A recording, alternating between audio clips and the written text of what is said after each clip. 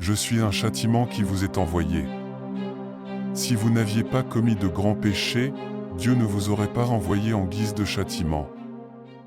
Le village de Nzuri, situé à la lisière des forêts éclairées par les lumières dorées de l'Afrique, avait laissé dans un profond silence les sons qui résonnaient joyeusement depuis des années. Ce village se réveillait chaque matin avec le lever du soleil, au son des oiseaux, et était rempli des rires des femmes sur le marché et des bruits des enfants qui jouaient. Cependant, il y a quelques mois, cette paix a disparu alors qu'une ombre noire planait sur lui. Un meurtrier non identifié, masqué et vêtu de noir, errait silencieusement dans le village dans l'obscurité de la nuit et causait la mort. Les habitants du village ne pouvaient même pas dire s'il était réel ou s'il s'agissait d'un être maudit, et encore moins trouver des indices sur l'existence du meurtrier. Le souffle froid de la mort se faisait sentir sur le cou de chacun. Parmi les chuchotements, il a été dit que le poignard noir que le tueur avait tué sans être vu et laissé à côté de lui augmentait les soupçons quant à savoir s'il était un fantôme ou un démon. Mais l'espoir de Nzuri de retrouver ses bons jours s'effaçait de jour en jour. Le moment où cette peur est devenue chair et en os a commencé avec la mort de Tayo, l'un des jeunes populaires du village. Tayo était un jeune homme d'environ 25 ans, connu pour ses yeux sombres et sa forte carrure. Sa vie était un exemple de vie simple mais honorable. Il travaillait comme ouvrier du bâtiment et effectuait des travaux qui mettaient ses muscles à rude épreuve à longueur de journée, mais il ne s'est jamais plaint. Tayo, qui gagnait son argent grâce à son travail et prenait soin de sa mère Abeni et de ses 2 jeunes frères et sœurs, était presque un héros aux yeux des villageois. Les enfants du village couraient après lui dès qu'ils le voyaient, et ils allaient immédiatement vers lui avec joie lorsqu'il demandait de l'aide. Tandis que les pierres qu'il soulevait de ses mains fortes constituaient les fondations des nouvelles maisons du village, Nzuri avait également un regard plein d'espoir sur son avenir. Chaque matin, il se réveillait aux premières lueurs du jour et commençait à travailler sous le chaud soleil africain. Le visage de Tayo, les gouttes de sueur sur son front et ses mains couvertes de poussière étaient des symboles de son travail et de son sacrifice. En rentrant chez lui, il regardait toujours le soleil se coucher, tandis que le vent léger soufflait sur ses épais cheveux bouclés. Sa passion pour la vie était si forte qu'elle en était admirable. Mais cette nuit maudite, les choses ont changé pour Nzuri. Tayo rentrait chez lui après une journée de travail fatigante. Le ciel était recouvert d'une couverture sombre, cachant même les étoiles. Des bruits mystérieux venant des profondeurs de la forêt accompagnaient ses pas. Alors qu'une légère brise faisait bruisser les feuilles, Tayo ressentit un malaise inconnu.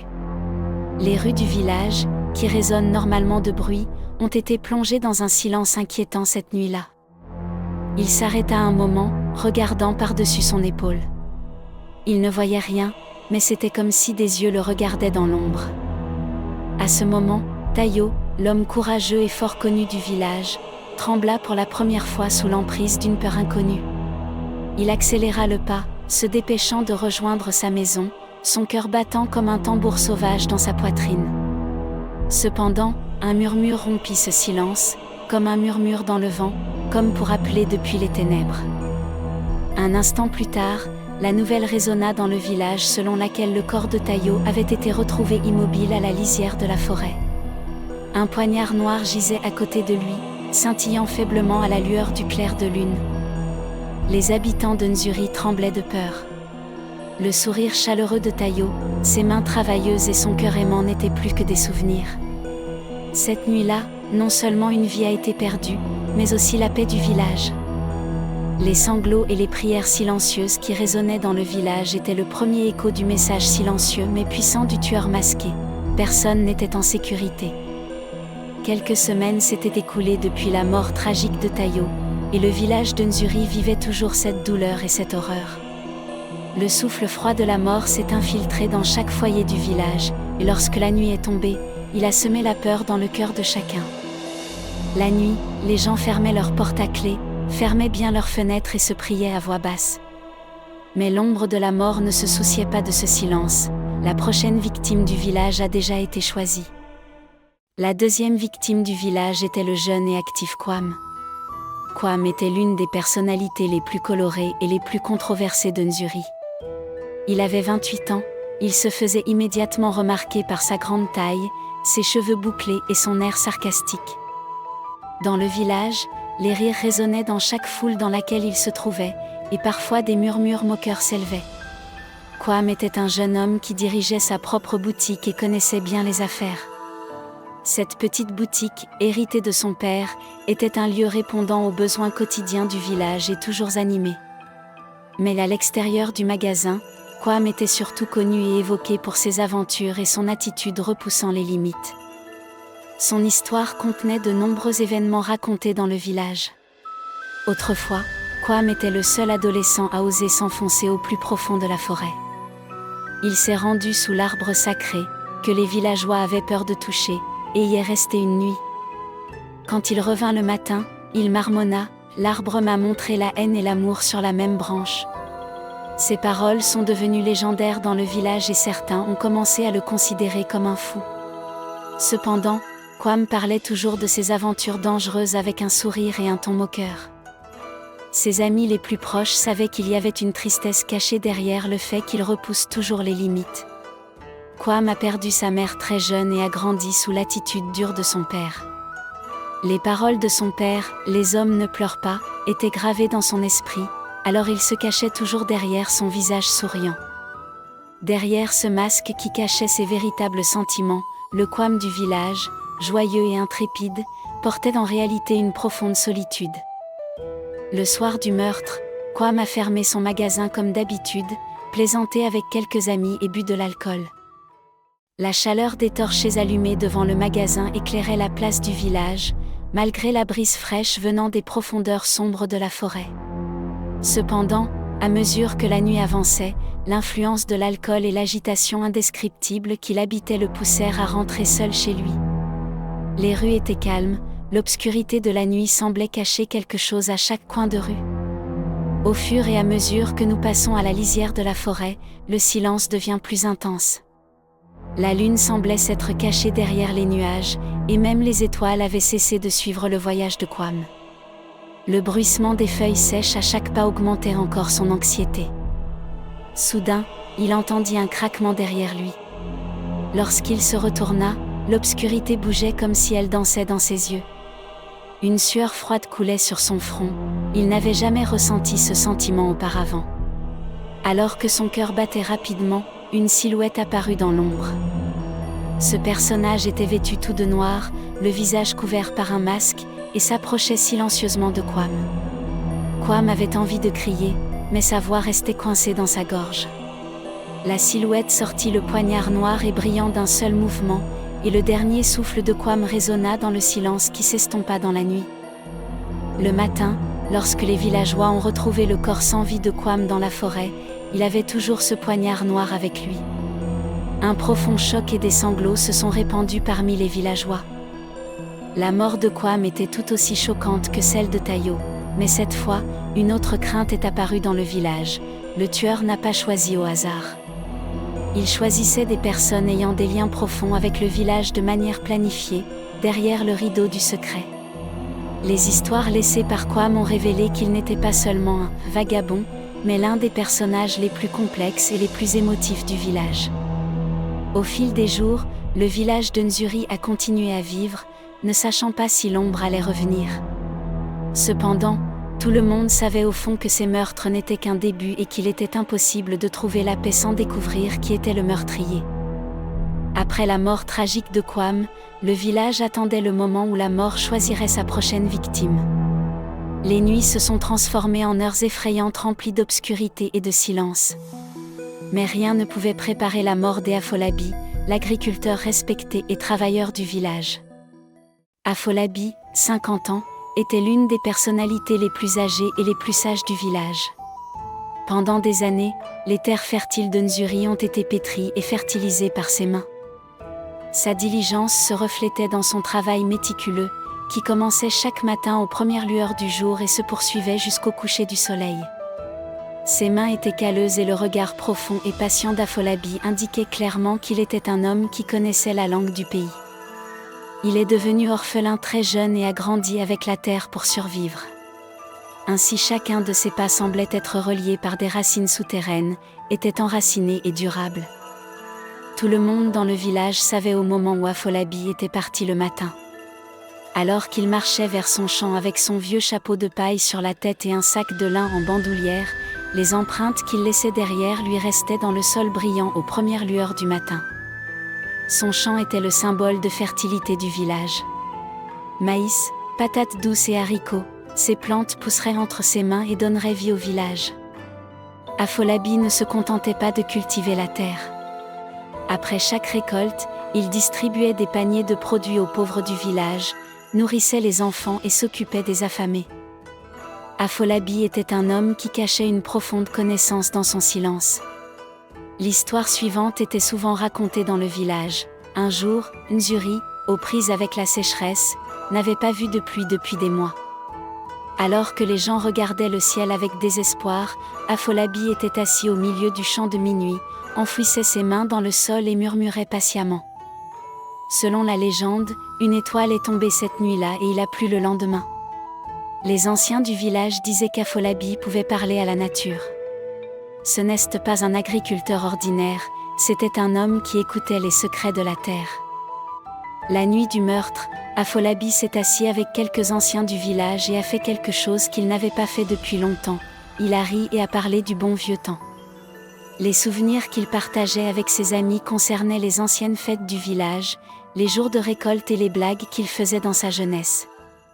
Plus tard dans la nuit, alors qu'il partait pour rentrer chez lui, un sombre silence s'était abattu sur le village. Afolabi regarda un instant le ciel rempli d'étoiles et prit une profonde inspiration. Il salua la douce brise venant de la forêt comme d'habitude, cette brise était pour lui comme la voix d'un ami. Mais cette fois, la brise semblait porter un murmure. À ce moment-là, Afolabi sentit que quelque chose n'allait pas. Ses yeux se tournèrent vers l'obscurité à la lisière de la forêt et il accéléra le pas. Mais une ombre se glissait silencieusement dans la nuit. La silhouette en noir se tenait devant lui, les yeux brillants derrière son masque, comme un signe avant-coureur de la mort. Quand Afolabi se retrouva face à face avec cet être devant lui, il ne put dire aucun mot. À ce moment-là, il n'y avait aucune peur sur son visage, seulement de la résignation. La fatigue des années et le sage poids du sol étaient visibles dans ses yeux. Le matin, lorsque les Nzuri ont retrouvé le corps sans vie d'Afolabi sur la route menant à son champ, il y avait ce sinistre poignard noir à côté de lui. Cette fois, les sanglots résonnèrent désespérément dans le village. La mort d'une personne sage et aimée comme Afolabi était le plus grand signe que le tueur était sélectif et impitoyable. Le public comprend désormais que ces décès ne sont pas le fruit du hasard. L'ombre sombre du tueur était déterminée à élaguer les branches les plus profondes de Nzuri. Après la mort d'Afolabi, une nouvelle peur est apparue aux yeux des villageois. Comprendre qui était le meurtrier revenait à découvrir des secrets enfouis dans le passé du village. Rien ne sera plus jamais pareil. Tandis que les échos de la mort tragique d'Afolabi persistaient dans le village, les habitants de Nzuri attendaient la prochaine action du tueur. La peur et le désespoir s'intensifiaient à mesure que l'obscurité tombait sur le village chaque nuit. Mais la lueur d'espoir du peuple ne cesse toujours pas éteinte. Cette lumière était la présence de Babatunde, le chef riche et respecté du village. Babatunde était une personne au cœur noble qui œuvrait pour le bien-être et l'unité du village et venait en aide à chaque villageois. Son nom est devenu synonyme de confiance, de courage et de générosité dans le village. Babatunde était un homme d'une 50aine d'années, immédiatement reconnaissable à sa forte carrure. Ses larges épaules portaient l'expression d'un chef qui a assumé le fardeau des jours les plus difficiles du village. Son visage était plein de rides profondes qui portaient fièrement les marques des années, ses lignes étaient un souvenir silencieux des victoires et des défaites.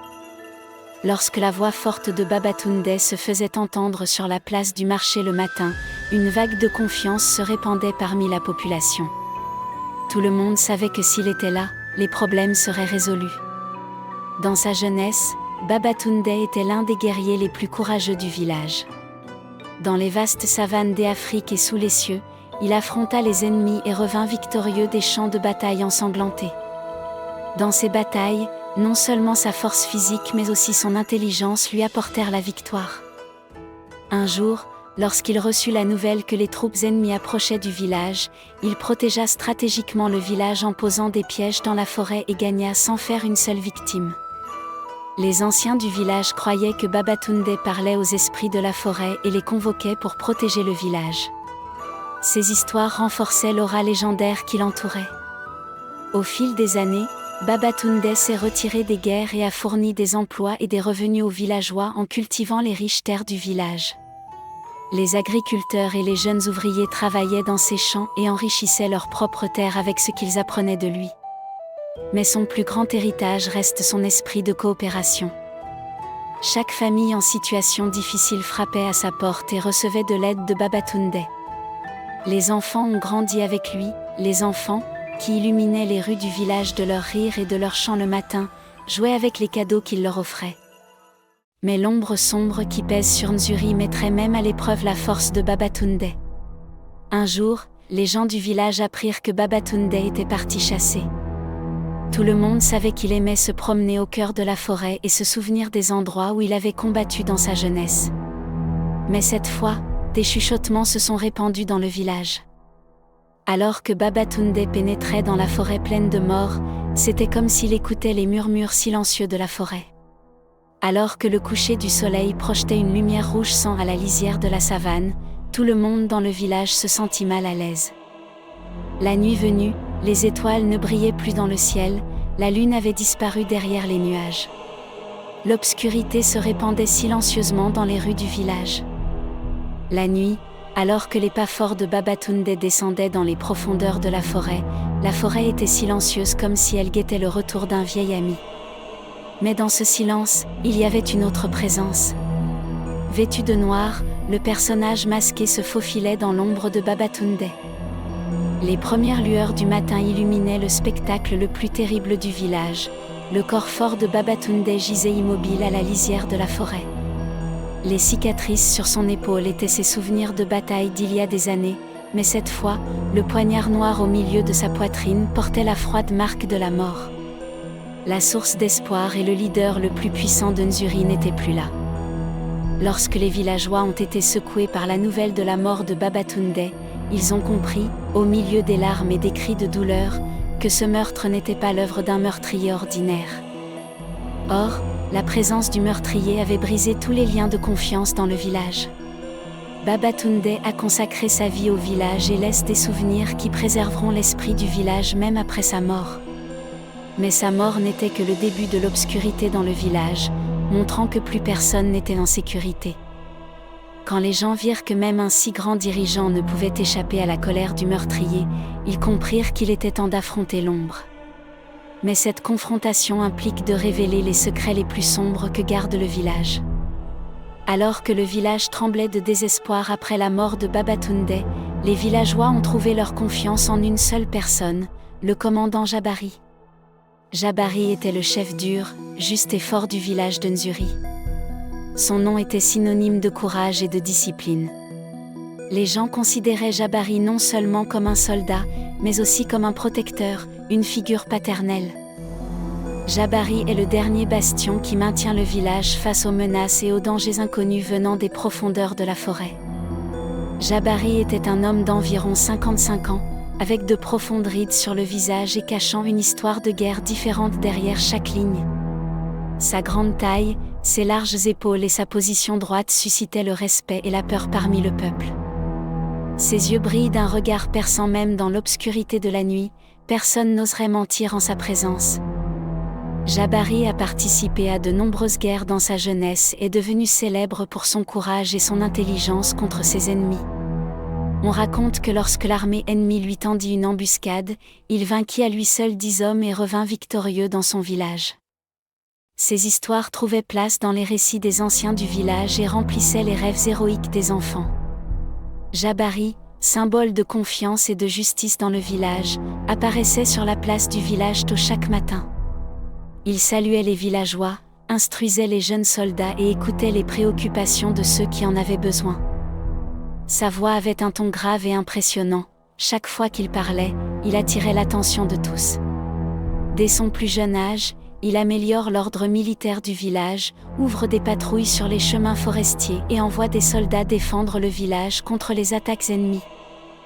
Un matin, alors que le village de Nzuri tentait lentement de se remettre de la mort de Babatunde, Jabari prononça un discours encourageant devant les villageois rassemblés sur la place. S'adressant aux villageois rassemblés sur la place, les yeux de Jabari brillaient d'ambition et il parlait avec détermination dans sa voix. Ce village est sorti à plusieurs reprises de ses moments les plus sombres. Aucune ombre ne peut nous engloutir lorsque nous sommes ensemble. Ces paroles répandent un peu d'espoir dans le cœur des villageois. Cependant, Jabari avait de profonds doutes. Il faisait face à une menace qui mettait en cause son leadership et qui venait de l'ombre. Une histoire sur la jeunesse de Jabari était souvent racontée dans le village. Un jour, alors qu'un village tribal éloigné était menacé, Jabari les précéda et prit d'assaut le camp ennemi en serpentant à travers la forêt. Ses yeux brillaient comme un feu brûlant à la lumière des torches allumées, et l'ennemi murmurait son nom, le lion de la forêt. Cependant, derrière cette victoire se cachaient les ombres des camarades perdus de Jabari. Ce commandant, qui portait pour chacun d'eux une blessure au cœur, était un homme qui connaissait le sens des pertes.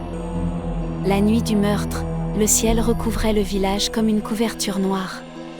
Jabari s'était rendu sur l'un des itinéraires de patrouille dans la forêt pour vérifier la patrouille de nuit et encourager ses soldats. Les murmures venant des profondeurs de la forêt étaient comme s'il s'agissait de souvenirs d'au-delà des années. À chaque pas, les branches sèches tombant au sol crépitaient, et ces sons se transformaient en échos au cœur de la forêt. Jabari s'arrêta un instant et regarda autour de lui. Les ombres entre les arbres dansaient comme si elles bougeaient. Soudain, une silhouette apparut dans l'obscurité. Le tueur masqué vêtu de noir sortit furtivement de l'ombre. Jabari fouilla rapidement dans sa ceinture pour dégainer son épée, mais la silhouette masquée était aussi silencieuse et rapide qu'une ombre. Le poignard brillait dans le silence de la nuit et Jabari s'effondra au sol avec un soupir de soulagement. L'expression sur son visage était à la fois de surprise et d'honneur inébranlable. À ce moment-là, même l'homme le plus fort du village succomba à la justice des ombres.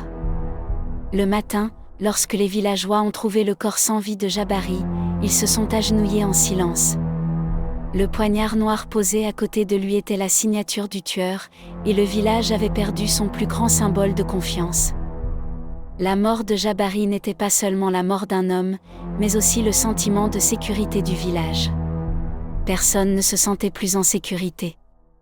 Au milieu de leurs larmes, les villageois se sont regroupés et ont marmonné des prières silencieuses.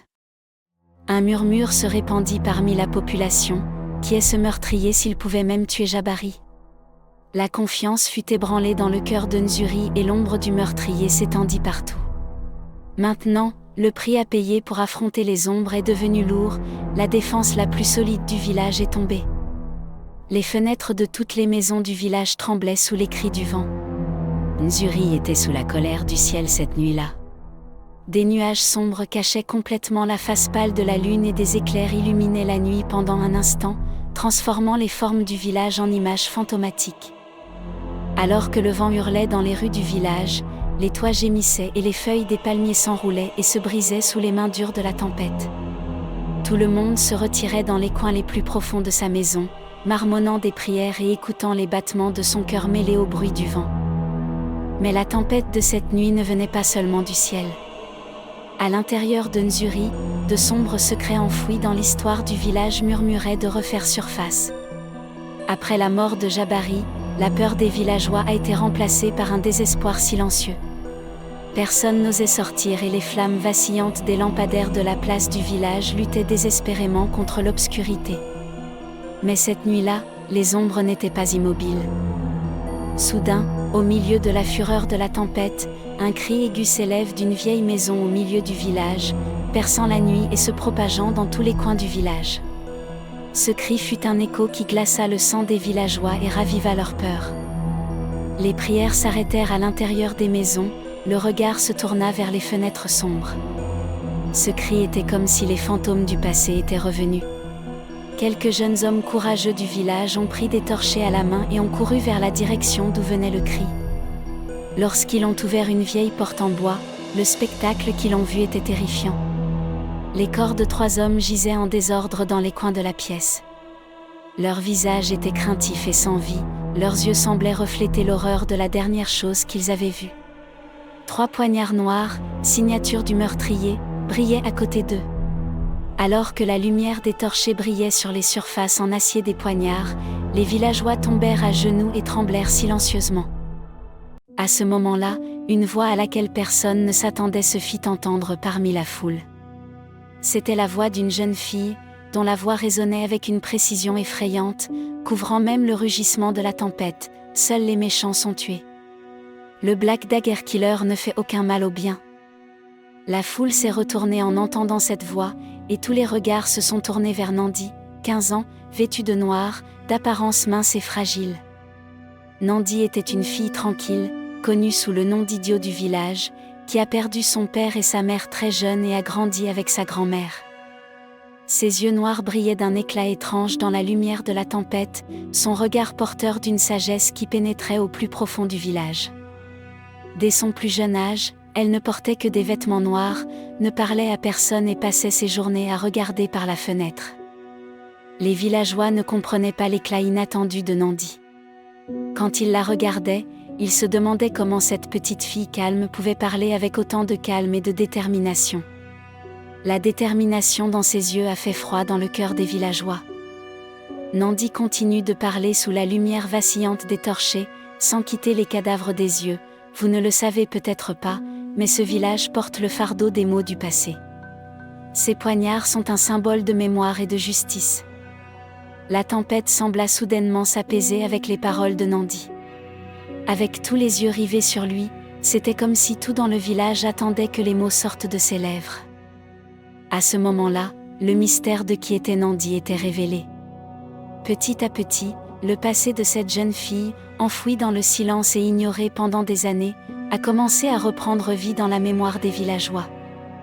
La mère de Nandi a disparu dans l'ombre de ce village il y a de nombreuses années et personne ne savait ce qui s'était réellement passé. Les anciens de la foule inclinèrent la tête et commencèrent à prier. Quand l'orage revint, le tonnerre semblait faire écho à la fureur de tous les secrets du village. Cette nuit-là, le village de Nzuri réalisa que les fantômes du passé avaient enfin commencé à se venger. Alors que la lumière vacillante des torchers sur la place du village s'estompait et brûlait avec la danse sauvage de la tempête, la silhouette de Nandi paraissait aussi nette et mystérieuse qu'une ombre aux yeux des habitants du village. Son silence et sa place parmi les villageois n'avaient attiré l'attention de personne depuis des années. Mais cette nuit-là, Nandi a révélé un secret. Alors, qui était cette jeune fille et comment pouvait-elle être porteuse d'un si sombre secret ? Nandi a perdu sa mère et son père alors qu'elle n'était qu'un bébé. Les cris désespérés résonnant à travers la fumée d'un ancien incendie du village étaient encore frais dans la mémoire du village. Nandi avait alors 1 an et sa mère, Amal, a sauvé la petite fille à la dernière minute et l'a laissée dans les bras de sa grand-mère sur la place du village. Amal et son mari Kofi ont été retrouvés morts au pied de l'arbre légendaire du village dans un incendie. Cet arbre avait une place importante dans l'histoire du village et de nombreuses légendes y étaient liées. Même si les villageois pensaient que cet incident était un malheur, les anciens murmuraient qu'il pourrait s'agir d'une malédiction. Après cette tragédie, Nandi fut élevé par sa grand-mère Nyoka, la femme sage et tranquille du village. Nyoka était connu dans le village sous le nom de « Mère de l'ombre », car il était porteur d'histoires et de sortilèges anciens, connaissant le langage de la forêt et des ténèbres. Leur maison était à l'orée de la forêt, à proximité des murmures des arbres et des prières anciennes portées par le vent. Nyoka a non seulement fourni à Nandi de la nourriture et un abri, mais a également laissé un héritage plein de chants anciens, de légendes et de prières. La petite Nandi s'endormait la nuit au son de la voix de sa grand-mère. Chaque nuit, Nyoka s'asseyait sous les étoiles et racontait les légendes à son petit-fils, parlant des esprits qui se faufilaient dans le village et des esprits gardiens au plus profond de la forêt. La forêt te connaît et te protège, Nandi, disait Nyoka, mais la forêt a aussi des choses qu'elle te cache. Si le petit cœur de Nandi était rempli du mystère des paroles de sa grand-mère, elle a également grandi loin des autres enfants du village. Ses vêtements noirs et son silence ont amené les enfants du village à l'ostraciser. Tout le monde le pensait fou, mais en réalité, Nandi détenait les secrets les plus profonds du village. Quelques anciens du village surveillaient secrètement Nandi et sa grand-mère. Parce que Nyoka murmurait des prières au fond de la forêt la nuit et allait là où personne d'autre n'osait. Nandi accompagnait également ses prières, assise à côté de sa grand-mère et écoutant avec ses yeux fixés sur l'obscurité. À mesure qu'il grandissait, son silence s'approfondissait et son regard semblait voir bien plus que les affaires ordinaires du village. Les ombres de la forêt et du passé du village étaient cachées dans ses yeux sombres. Une nuit, Nandi fut réveillé par la voix tremblante de sa grand-mère. « Ils arrivent, Nandi, dit Nyoka, la peur mêlée de larmes aux yeux.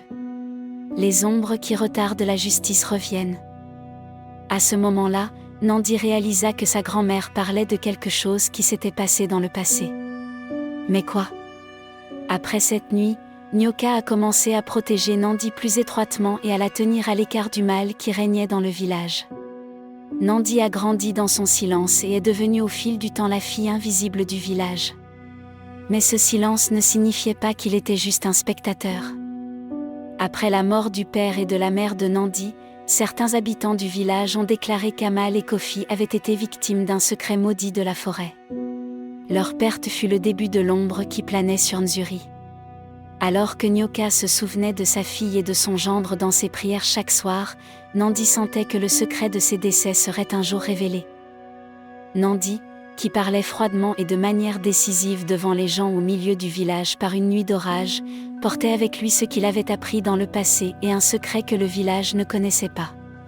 Les robes noires qu'elle a portées tout au long de sa vie étaient un symbole de justice et d'attente, au-delà du deuil. Comme sa grand-mère le lui avait enseigné, le mal était observé en silence et affronté le moment venu. Les paroles de Nandi ont percé le silence et la peur du village, montrant qu'elle était la seule à savoir qui il était vraiment et les secrets que la forêt lui murmurait. Il était l'écho de la douleur et de l'obscurité que le village avait oublié dans le passé. Et cette nuit-là, le village de Nzuri a remarqué que les souvenirs les plus sombres du village éclataient dans les yeux silencieux de Nandi. Après la nuit orageuse, le village de Nzuri a été secoué par les paroles de Nandi qui ont brisé le silence.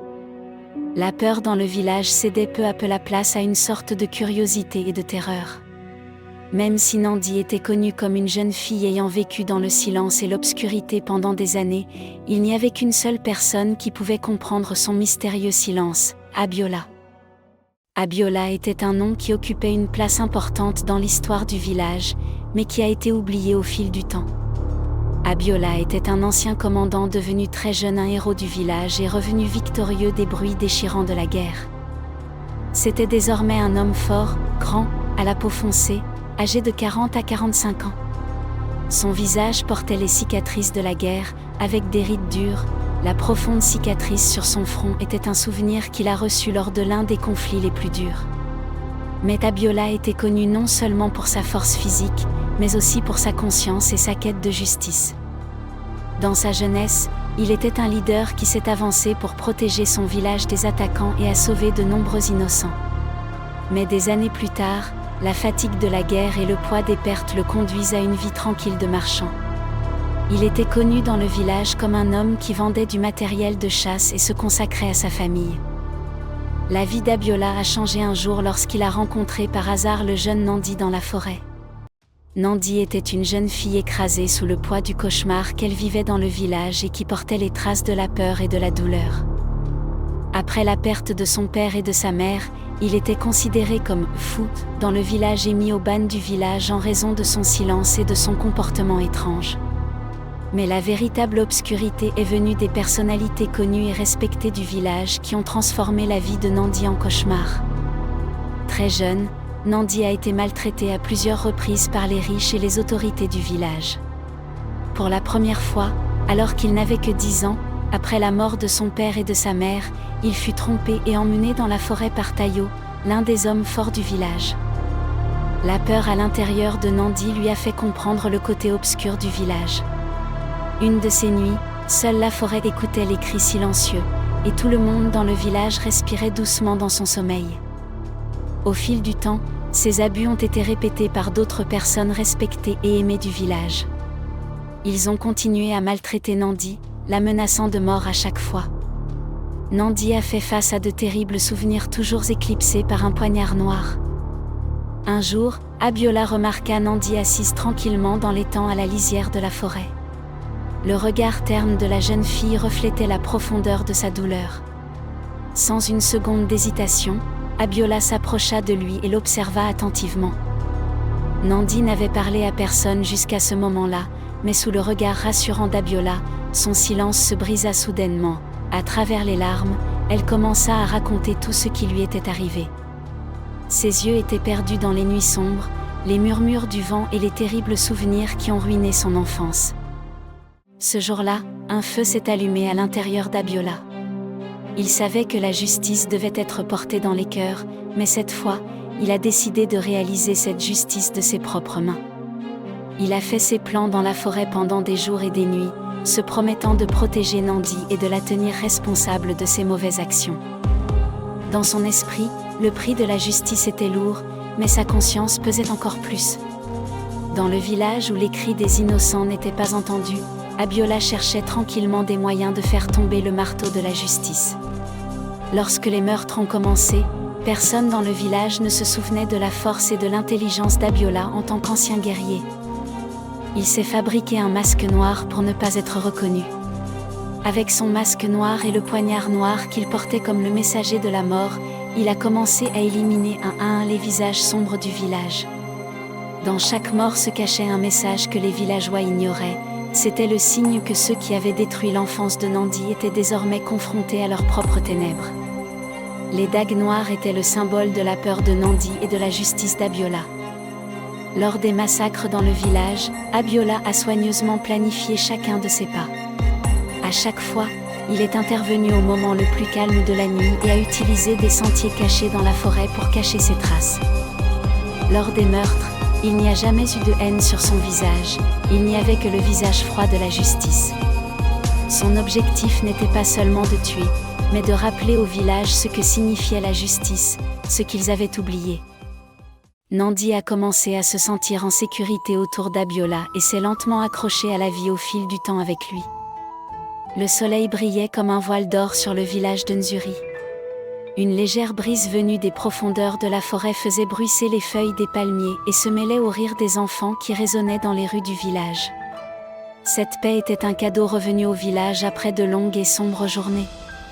Cependant, dans ce silence, il y avait encore un secret que personne dans le village ne connaissait. Ce secret était comme un souvenir murmuré silencieusement et porté uniquement dans les âmes de Nandi et Abiola. Pendant des années, Nandi a vécu une vie tranquille dans le village. Il y avait une sagesse dans ses yeux qui venait du fait de faire face à la douleur et à la perte de ses années d'enfance. Il n'avait jamais oublié les traumatismes qu'il avait vécus dans sa jeunesse et les ténèbres qui s'étaient installées autrefois dans son âme. Cependant, un jour, elle tomba amoureuse d'un jeune homme nommé Kelechi et décida de l'épouser. Ils eurent un magnifique mariage sur la place du village. Après avoir épousé Kelechi, sa vie a pris un nouveau sens et elle a commencé à reconstruire l'innocence qu'elle avait perdue. Lorsqu'elle se promenait dans le village, elle portait une fine robe blanche qui lui descendait dans le dos, ses cheveux noirs ornés de fines tresses. De temps en temps, ses yeux plongeaient dans les lignes lointaines où le village rencontre la forêt, et là il devenait silencieux, comme s'il observait des fantômes que personne ne pouvait voir. Abiola a repris son travail de commerçant dans le village et a commencé à vivre une vie plus tranquille avec sa famille. Pourtant, chaque soir, alors qu'il regardait le soleil se coucher, les traces du passé se lisaient sur les rides profondes de son visage. C'était un homme qui a payé le prix de la justice et de la conscience. Bien que les habitants du village n'aient jamais su qui était le meurtrier derrière les meurtres, le regard d'Abiola et Nandi avait juré de porter le fardeau de ce secret. Un après-midi, Nandi se rendit au petit étang à la lisière de la forêt. Cet étang était le lieu où il se réfugiait depuis son enfance, où sa grand-mère Nyoka lui chantait des chansons. La surface de l'eau brillait comme de l'or avec la lumière rouge du soleil du soir, et une légère brise créait des ondulations sur les eaux. Nandi plongea ses pieds dans l'eau et se souvint des ombres du passé. Ces ombres étaient remplies d'une douleur dont seule la forêt avait été témoin lorsqu'elle entendait leurs cris silencieux. Pendant un instant, il entendit un léger bruissement venant des profondeurs de la forêt. Abiola s'approcha de lui à pas silencieux et tenait à la main un poignard noir que Nandi avait connu il y a des années et qu'il n'avait jamais oublié. Cependant, cette fois, la pointe du poignard n'était pas brillante, elle avait rouillé sous le soleil du village et était conservée en souvenir. Il le tendit à Nandi et la regarda dans les yeux. « C'est un symbole qui nous rappelle que les ténèbres sont terminées », a-t-elle déclaré, sa voix murmurée portant le poids du passé. Nandi prit le poignard et en le sentant dans ses paumes, elle sentit qu'une nouvelle page s'était ouverte sur ses vieux souvenirs. C'était un symbole à la fois de vengeance et d'un nouveau départ. Cette nuit-là, le village de Nzuri a allumé un immense feu sur la place du village. Les gens se sont rassemblés pour laisser derrière eux les ombres du passé et entrer dans une nouvelle ère. Les flammes du feu illuminaient l'obscurité de la nuit et une lueur chaleureuse se reflétait sur les visages de chacun. Alors que Nandi se tenait à côté de Kelechi, regardant les flammes danser, une vieille prière que sa grand-mère lui avait murmurée résonnait dans son cœur. Les ténèbres ne s'inclinent que devant ceux qui connaissent la justice. Le village a progressivement retrouvé sa paix d'antan. Mais au fond de la forêt et dans le silence de la nuit, un secret murmurait encore. Nandi et Abiola portaient ce secret pour toujours, témoins silencieux qui connaissaient chaque recoin du village et surveillaient chaque nuit. Ce secret reste un symbole du lourd prix du mal dans le village et du fait que la justice peut toujours être le fait d'une main invisible.